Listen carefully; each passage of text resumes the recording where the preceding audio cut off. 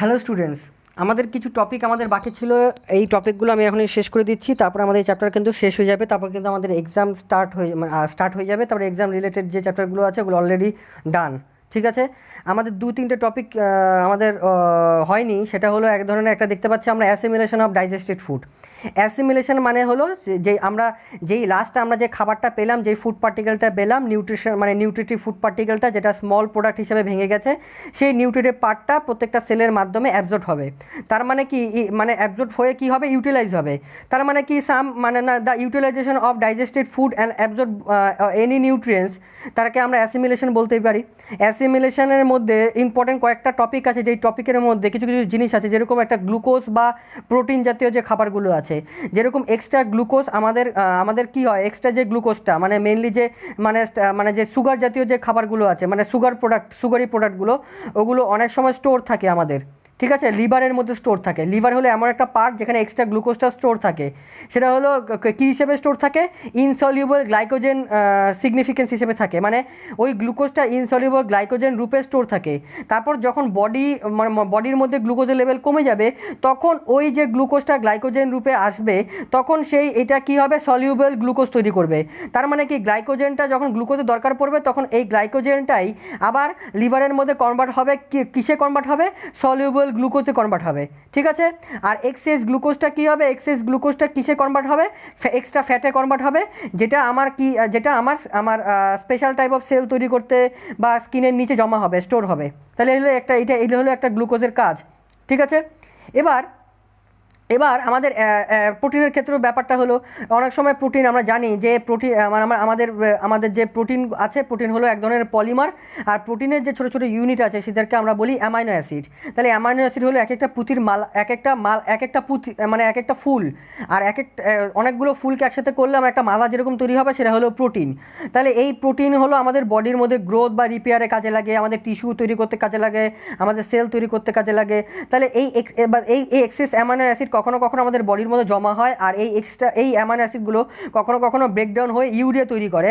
আর এই extra urea কিডনির মাধ্যমে ফিল্টার হয়ে, কারণ কিডনির মধ্যে থাকে হলো নেফ্রন, যেটাকে আমরা বলি ফিল্ট্রেশন ইউনিট। এই কিডনির মধ্যে আমাদের দুটো কিডনি থাকে, এক একটা কিডনিতে 10 লাখ করে নেফ্রন আছে। এই নেফ্রনকে বলা হয় ফিল্ট্রেশন ইউনিট। এই নেফ্রন আমার ব্লাড থেকে ইউরিয়াকে কালেক্ট করে, ফিল্ট্রেট করে, তারপরে সেটা ইউরিনের মাধ্যমে পাস আউট করে। তার মধ্যে তাহলে এটা কোথা থেকে পাবো, অ্যামাইনো অ্যাসিড থাকে, কিছু কিছু অ্যামাইনো অ্যাসিড থাকে, এক্সেস অ্যামাইনো অ্যাসিড থাকে, যেই অ্যামাইনো অ্যাসিড থেকে ইউরিয়া তৈরি হতে পারে। ঠিক আছে, এই জিনিসগুলো আমাদের মাথায় রাখতে হবে। তারপরে একটা টপিক আছে হলো ইনজেকশন মানে কি, ইনজেকশন মানে হলো একটা স্টমাকের কোনো একটা ডিস্টার্বটেড ফিলিং। তার মানে কি, অনেক সময় খাবারের মানে অনেক বেশি খাবার খেলে, অনেক বেশি জাঙ্ক ফুড খেলে, অনেক সময় ফ্যাট খেলে, বা হাই কার্বস যারা, মানে কার্বোহাইড্রেট যাদের কার্বোহাইড্রেট দুই ধরনের আছে, একটাকে বলা হয় লো কার্বস, একটাকে বলা হয় হাই কার্বস। লো কার্বস কিন্তু যত পরিমাণে খেতে পারি আমাদের কোনো সমস্যা হবে না, যেরকম ব্রকলি একটা লো কার্বস, বা কিছু কিছু আছে লো কার্বস। হাই কার্বস কারা, জাঙ্ক ফুড বা টু ফ্যাটিক যে খাবারগুলো আছে, টু ফ্যাট খাবারগুলো খেলে কি হবে, আমাদের যে স্টমাক আছে, ওই স্টমাকের মধ্যে মানে আপসেট হয়, মানে স্টমাকের মধ্যে নানা রকম সিমটোমেটিক কেস হতে পারে। ঠিক আছে, এই সিমটোমেটিক কেসগুলো খাবারের জন্য হতে পারে, টু মাচ ফ্যাট খাবার বা হাই কার্বস খাবার। তাহলে কি হয়, অনেক সময় স্টমাকের মধ্যে বার্নিং হতে পারে, ব্যথা হতে পারে, ইসোফেগাস বার্নিং হয়ে যেতে পারে, তারপরে অ্যাবডোমিনাল পেন হয়, অ্যাবডোমেন যে পার্টটা ওটা পেন হতে পারে, তারপরে মানে খিদে না পাওয়া, যাকে আমরা বলি ফুল ফিলিং বা ব্লোটিং, তারপরে গ্যাস হওয়া, অম্বল যেটাকে আমরা বলি অম্বল হওয়া বা ব্লিচিং হওয়া, তারপরে ভমিটিং হওয়া, তারপরে পেট অনেক সময় ব্যথা করা, তারপরে খাবারের মধ্যে কোনো টেস্ট না থাকা, তারপরে অ্যাসিডিক ইন কন্ডিশন, তারপরে অ্যাসিড টেস্ট বা মাউথের মধ্যে একটু অ্যাসিড ভাব, তিতো ভাব চলে আসে। তাহলে এটাকে বলা মানে ইনডাইজেশনের এগুলো সিমটোমেটিক কেস। মানে ইনডাইজেশন হলে যে সিমটমসগুলো হবে, তার ফলে এই জিনিসগুলো হতে পারে। ঠিক আছে, অনেক সময় মানে এর ফলে কী হবে, আমি জল বেশি খাবো, জল যদি বেশি খাই তাহলে ইনডাইজেশনের এই সিমটোমেটিক কেসগুলোকে আমি লং টার্মের দিক থেকে একটু রিমুভ করতে পারবো। আর যদি কন্টিনিউয়াস যদি ইনডাইজেশন হয়, তাহলে কিন্তু আমাকে ডাক্তারের সাথে কনসাল্ট করতে হবে। ঠিক আছে, আর একটা কথা, স্মোকিং করা যাবে না এই ইনডাইজেশন টাইমের মধ্যে, কারণ এই স্মোকিং করলে কিন্তু ইনডাইজেশন বেড়ে যায়।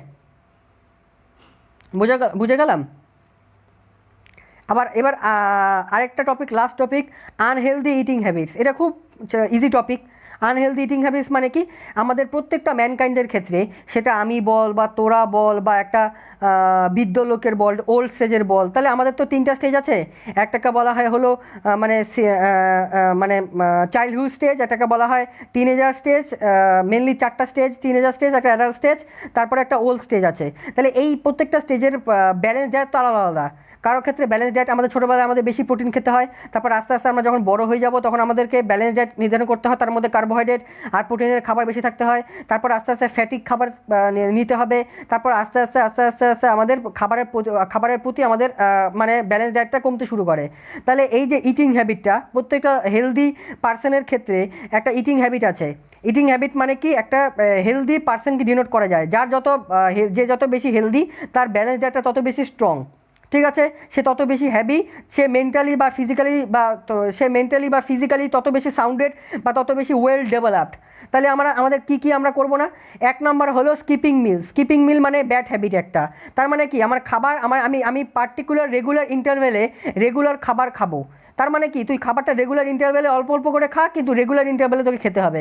মনে করো আমি আজকে খেলাম না, মনে করো আমি লাঞ্চ ঠিক টাইমে খেলাম না, লাঞ্চের খাবারটা অনেক পরে খেলাম, তাহলে এই যে মানে একটা নির্দিষ্ট টাইমে বা একটা নির্দিষ্ট রেগুলার যে ইন্টারভেলসটা, ওগুলো যদি রেগুলার ইন্টারভেলসে যদি আমার ব্যালেন্স ডায়েটটা ঠিকঠাক না রাখি, আমি যদি খাবার প্রোডাক্টগুলো বা ফুড পার্টিকেলগুলো আমি যদি ব্যালেন্স ডায়েটটা বা ডায়েটটা যদি আমি ঠিকঠাক মানে মেকআপ না করতে পারি, তাহলে কিন্তু আমার সমস্যা। তাহলে আমি তাহলে হেলদি লাইফটা লিড করতে পারবো না, আমার লাইফস্টাইলটা কিন্তু হেলদি হবে না। তাহলে আমার ব্রেকফাস্ট বল বা লাঞ্চ বল বা ডিনার বল, আমাকে পার্টিকুলার টাইমে, পার্টিকুলার ইন্টারভেলে, পার্টিকুলার এজ অনুযায়ী, আমি কোন এজে আছি সেই এজ অনুযায়ী আমাকে খেতে হবে।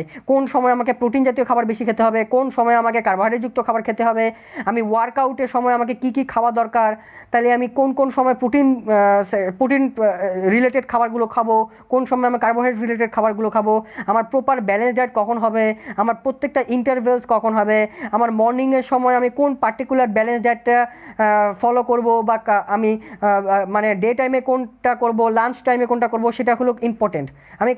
আমাকে কিন্তু স্টমাককে কিন্তু ফাঁকা রাখা যাবে না, মানে মেনলি খাবারটা বেশি ফাঁকা রাখা যাবে না। অনেক সময় বেশি যদি আমি ডায়েট যদি কনসিয়াস হয়ে যাই, আমি যদি খাবার না খাই, তাহলে অনেক সময় কিন্তু আপসেট হয়, স্টমাক আপসেট হয়, মানে সিমটোমেটিক কেস হয়। তারপরে eating out and junk food কী হবে, আমাকে প্রপার ইটিং মানে হেলদি যে ব্যালেন্স ডায়েটটা আছে সেটা ইনটেক করতে হবে। আমাকে জাঙ্ক ফুড অ্যাভয়েড করতে হবে। জাঙ্ক ফুডের মধ্যে কী থাকে, আমরা যেরকম একটা চিপসের প্যাকেট তুই আজকে দোকান থেকে কিনে নিয়ে আসলি, এবার চিপসের প্যাকেটে যদি তুই পিছন দিকে যদি তাকাস, তাহলে দেখতে পারবো প্রচুর পরিমাণে ক্যালোরি আছে। কেন? কারণ এরা হলো জাঙ্ক ফুড, এদের মধ্যে ফ্যাট বা এদের মধ্যে হাই কার্বসগুলো বেশি আছে। হাই কার্বস বা ফ্যাট জাতীয় খাবারের মধ্যে ক্যালোরি বেশি পাবো। মানে ক্যালোরি মানে কি, এগুলোকে বলা হয় হলো মানে যে আমি নিউট্রিশনগুলো খাচ্ছি তার ইউনিট বলা হয়, ঠিক আছে। যেরকম ক্যান্ডি, চিপস, বার্গার, তার পিৎজা, এদের মধ্যে ক্যালোরি বেশি, এরা আনহেলদি, কিন্তু এদের মধ্যে নিউট্রিশনের পরিমাণ কম। তাহলে আমাকে কী কী খেতে হবে, আমাকে কী কী খাওয়ার মধ্যে বাড়াতে হবে, আমাকে খাওয়ার মধ্যে বাড়াতে হবে ফ্রুটস বাড়াতে হবে, গ্রিন ভেজিটেবলস বাড়াতে হবে, রাফেজ জাতীয় খাবারকে বাড়াতে হবে, মানে গ্রিন ভেজিটেবলসগুলোকে বাড়াতে হবে। আমাকে খাবারের মধ্যে ফ্রুটসকে ইনক্লুড করতে হবে, নাটসকে ইনক্লুড করতে হবে, different type of healthy protein জাতীয় সিডকে ইনক্লুড করতে হবে, যারা good source of protein, good source of carbohydrate, ঠিক আছে। রেস্টুরেন্টের মধ্যে হাই কার্বস খাওয়া যাবে না, ফ্যাট জাতীয় খাবার খাওয়া যাবে না, ঠিক আছে। আমার হাই ক্যালোরি খাওয়া যাবে না, আমাকে নিউট্রিশন ভ্যালু যেহেতু সেগুলি খাবারগুলোকে ইনটেক করতে হবে, ঠিক আছে। এই জিনিসগুলোকে মাথায় রাখতে হবে। এবার আরেকটা হলো আমার not reading and nutrition level মানে কি, আমাকে প্রত্যেকটা ফুড প্রোডাক্টে দেখতে হবে তার নিউট্রিশন লেভেল কেমন, তার ডাক্তারের সাথে কনসাল্ট করতে হবে। আমার প্রত্যেকটা এজ অনুযায়ী আমার নিউট্রিশনাল ভ্যালু দেখতে হবে, ডাক্তারের সাথে কনসাল্ট করতে হবে। আমার প্রত্যেকটা এবার ডাক্তারের সাথে কনসাল্ট করলে তার ক্যালোরি লেভেল দেখতে হবে, সে কোন খাবারের মধ্যে কতটা ক্যালোরি আছে, কোন খাবারের মধ্যে কতটা ক্যালোরি পরিমাণ আমার বডির পক্ষে ভালো, সেটা ডাক্তারের সাথে কনসাল্ট করে সেই ইনগ্রিডিয়েন্টস লেভেলটা, সেই নিউট্রিশনের লেভেলটাকে আমাকে ইনটেক করতে হবে। তার আগে আমাকে প্রপার আমার কনক্লুশনে আসতে হবে, প্রপার আমাকে আগে ইনফরমেশন নিতে হবে, ইন কেস অফ ডাক্তারের সাথে বলতে হবে যে আমার প্রপার এজ অনুযায়ী আমি কোন প্রপার ডায়েটটাকে কনজিউম করব, কোন প্রপার ব্যালেন্স ডায়েটটাকে কনজিউম করব, যাতে আমার বডি ঠিকঠাক থাকে, হেলদি থাকে। তাহলে আমাকে কী করতে হবে, একটা হলো প্রচুর পরিমাণে ওয়াটার আমাকে ড্রিঙ্ক করতে হবে, মানে ড্রিঙ্কে লট অফ ওয়াটার, তারপরে ইট healthy food with lots of fruits and vegetables. কেন? কেন? কারণ মেনলি আমাকে ডাইজেশনের জন্য, মেনলি আমার ডিজিজ যাতে না হয়, কারণ আমরা জানি যে ফ্রুটস আর ভেজিটেবলসের মধ্যে মেনলি কী থাকে? ভাইটামিন আর মিনারেলস। ভাইটামিন আর মিনারেলস আমাদের বডির মধ্যে আমাদের হেলদি রাখার চেষ্টা করে, আমাদের ডিজিজ ছড়াবে না, আমাদের ইমিউনিটিক সেলগুলোকে স্ট্রং করে যাতে প্যাথোজেনিক অ্যাক্টিভিটি তৈরি করতে না পারে। প্যাথোজেনিক অ্যাক্টিভিটি মানে কি? যেসব আমাদের বডির মধ্যে যেসব মাইক্রো অর্গানিজম মানে পুট করে বা ইন করে, তারা যাতে আমাদের প্যাথোজেনিক না ঘটাতে পারে, মানে প্যাথোজেনিক অ্যাক্টিভিটি মানে ডিজিজ বা সিমটমস না ঘটাতে পারে, তার জন্য আমাদের কিন্তু ফ্রুটস বা ভেজিটেবলস খেতে হয়। কেন খেতে হয়? কারণ ফ্রুটস আর ভেজিটেবলসের মধ্যে বিভিন্ন ধরনের প্রোটিন, বিভিন্ন ধরনের ভাইটামিন, মিনারেলস থাকে, যারা আমাদের ইমিউনো সিস্টেমকে স্ট্রং করে, যাতে আমরা প্যাথোজেনের সাথে লড়াই করতে পারবো, প্যাথোজেনকে হারাতে পারবো লড়াইয়ের মাধ্যমে। ঠিক আছে? এই প্যাথোজেনকে হারালে কি হবে? বিভিন্ন ধরনের ব্যাকটেরিয়া বল, বিভিন্ন ধরনের ভাইরাস বল, এদেরকে আমরা মারতে পারবো, যাতে আমরা কি করতে পারবো? আমরা হেলদি থাকতে পারবো, আমাদের ডিজিজ হবে না। তারপরে এক্সারসাইজ এভরিডে। এক্সারসাইজ করলে কী হবে? আমাদের বডি অ্যাক্টিভ থাকে, আমরা মেন্টালি আর স্ট্রং থাকবো, আমরা ফিজিক্যালি অ্যাক্টিভ থাকবো। তাহলে আমরা যদি মেন্টালি স্ট্রং থাকি বা ফিজিক্যালি অ্যাক্টিভ থাকি, তাহলে আমাদের কি হবে? আমাদের ওয়াটার কনজিউম লেভেল, আমাদের অক্সিজেন কনজিউম লেভেল, আমাদের রেসপিরেশন লেভেল বেড়ে যাবে। অক্সিজেন যত বেশি বাড়বে, আমার লাংস তত বেশি অক্সিজেন কনজিউম করবে, আর অক্সিজেন যত বেশি কনজিউম করবে, আমার ব্লাডের মধ্যে অক্সিজেন তত বেশি আসবে। তাহলে আমার ব্লাডের সাথে অক্সিজেন জোড়া লাগিয়ে তৈরি করবে অক্সি হিমোগ্লোবিন। যত বেশি অক্সি হিমোগ্লোবিন তৈরি হবে, আমাদের বডির মধ্যে তত বেশি অ্যাক্টিভ তৈরি হবে। আমার মাসেল তত বেশি কন্ট্রাক্ট আর রিল্যাক্স করতে পারবে, যেটা আমাকে বডিকে অ্যাক্টিভ তৈরি করবে। আরেকটা কি? Sleep well and avoid stress. Stress করলে কি হবে?